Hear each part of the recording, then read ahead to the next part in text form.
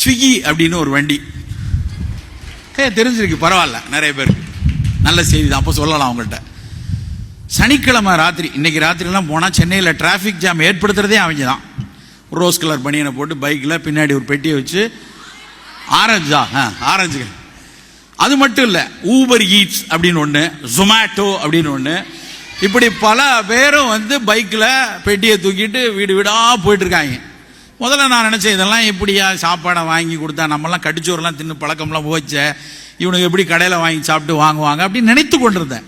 அப்போ ஒரு பத்திரிகை செய்தி, ஸ்விக்கி நிறுவனத்துக்கு $1 பில்லியன் வெஞ்சர் கேபிட்டல் கிடைச்சிருக்கு அப்படின்னு போட்டிருந்தான். $1 பில்லியன் 7,800 கோடி.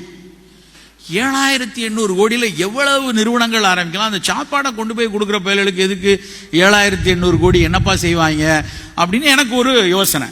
நான் திரும்ப அந்த பத்திரிகை செய்தியை கொஞ்சம் பிஸ்னஸ் லைனில் வந்துச்சு, பெருசாக இருந்தது, படித்து பார்த்தேன்.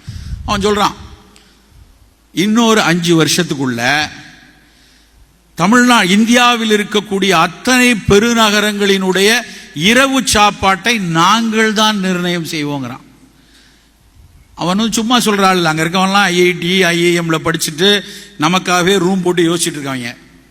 ரொம்ப தெளிவாக சொல்கிறான், அத்தனை பெருநகரங்களினுடைய உணவை நாங்கள் தான் நிர்ணயம் பண்ணுவோம் அப்படின்னு சொல்லியிருக்கான். அந்த நிறுவனத்துக்கு யார் முதலீடு பண்ணியிருக்கார்கள்னு பார்த்தா 67%, 670 மில்லியன் சீனாவில் இருக்கக்கூடிய ஒரு பெரிய உணவு நிறுவனம் நிர்ணயம் பண்ணி இன்வெஸ்ட் பண்ணியிருக்கு.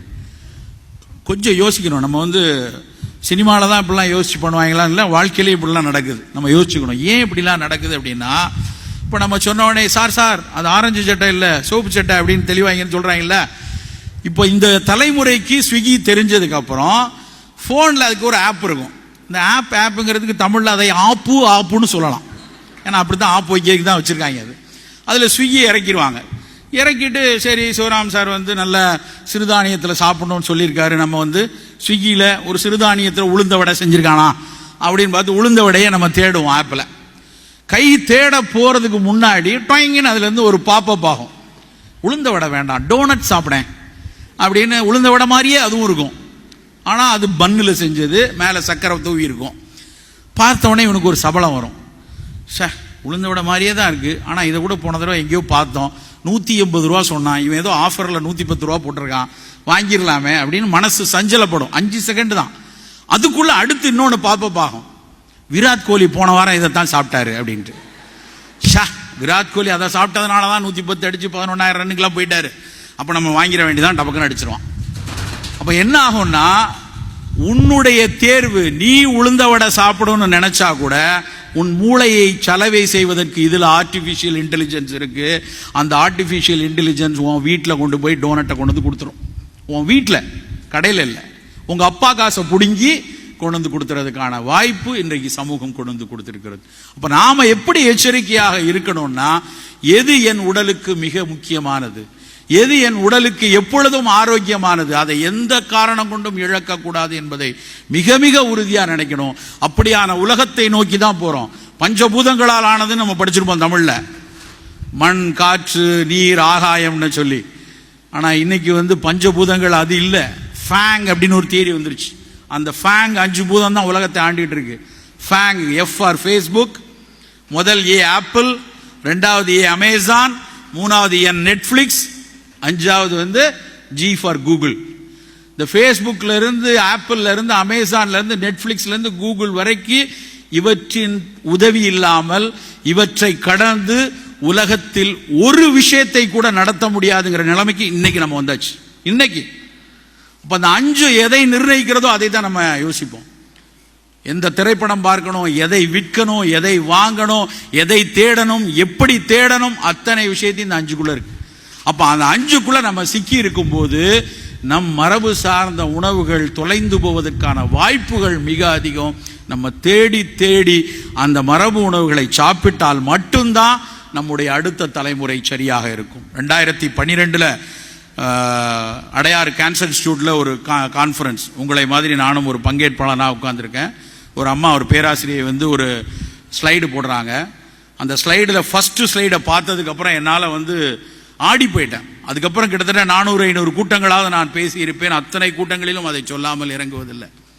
அந்த அம்மா அந்த ஸ்லைடை போட்டு அவங்க சொல்றாங்க, நிறைய பேர் வந்து 45-50 வயதை ஒட்டியவங்க உட்கார்ந்துருக்கோம். மருத்துவர்கள், செவிலியர்கள், நோயாளிகள், நோயிலிருந்து மீண்டவங்க எல்லாரும் உட்கார்ந்துருக்காங்க.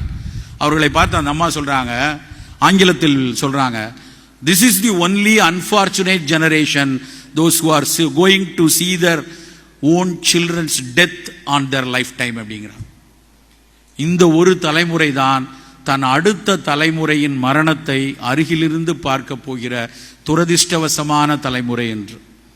இன்னைக்கு 50 வயசுல 40 வயசுல இருக்கிறவங்க 65-70 வயசுக்கு நிச்சயமா வந்துருவோம்.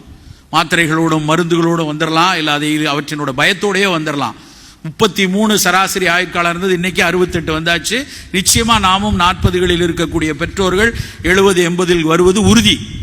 ஆனா இன்றைக்கு 20 வயசுலயும் 25 வயசுலயும் 15 வயசுலயும் இருக்கக்கூடிய குழந்தைகள் அதே ஆயுட்காலத்தை பெறுவார்களா என்பதை இந்திய மருத்துவ அறிவியலை கேள்விக்குறியோடு பார்க்குது.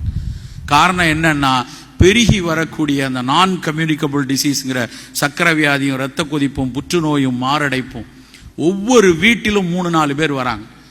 25 வயசு 30 வயசுல சர்க்கரை வியாதி கதவை தட்டுகிறது என்றால் அது வரக்கூடாது என்கிற சிந்தனை உங்களுக்கு இருந்தால், இங்கே இருக்கிற அத்தனை குழந்தைகளும் சற்று எனக்கு இந்த வெள்ளை சர்க்கரை வேண்டாம், இனிப்பு பண்டங்கள் வேண்டாம், வெளிநாட்டு சாக்லேட்டுகள் வேண்டாம், பீஸா, பர்கர், நூடுல்ஸ்ங்கிற மாதிரி துரித உணவு, குப்பை உணவுகளோடு போய் நாம் சேர வேண்டாங்கிற சிந்தனையை குழந்தைகள் பெற வேண்டும்.